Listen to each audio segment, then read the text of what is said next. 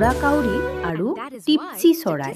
ঢোঁৰাকাউৰী আৰু টিপচি চৰায়ে বুঢ়ী এজনীৰ ৰ'দত দিয়া ধান কোনে বেছি খাব পাৰে তাৰ প্ৰতিযোগিতা পাতিলে। চৰ্ত আছিল যে যিয়ে বেছি খাব সি আনজনক খাবলৈ পাব।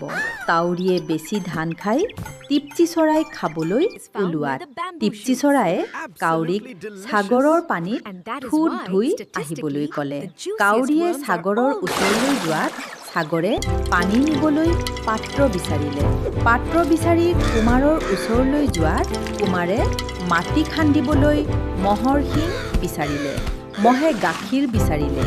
গাই গৰুৱে ঘাঁহ বিচাৰিলে আৰু ঘাঁহে কমাৰৰ পৰা কাঁচি বিচাৰিলে।